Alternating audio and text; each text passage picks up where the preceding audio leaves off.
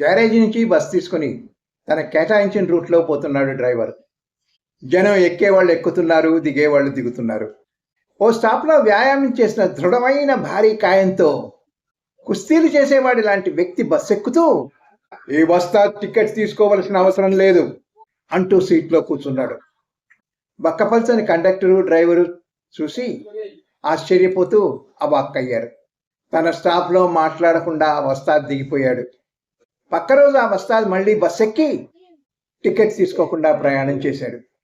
ప్రతిరోజు ఇదే తంతు. టికెట్ లేకుండా భారీ విగ్రహం ప్రయాణం చేయడం. అతన్ని ఏమీ చేయలేక ఆ డ్రైవర్కు, కండక్టర్కు కోపం వచ్చింది. అది భరించలేక ఆ వస్తాద్ని ఎదుర్కోవాలని జిమ్లో చేరి కండలు పెంచి ఓ 4 రకాల వ్యాయామాలు 6 నెలలు చేసి కండక్టర్ గట్టిపడ్డాడు.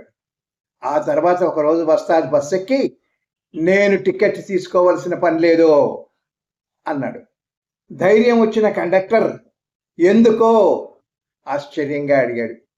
ఆ భారీగాడి నిర్లక్ష్యంగా నా దగ్గర పాస్ ఉంది అని చూపించాడు.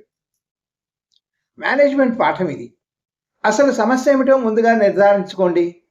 ఆ తర్వాత పరిష్కరించుకోవడానికి తగినంతగా శ్రమించండి. Good luck.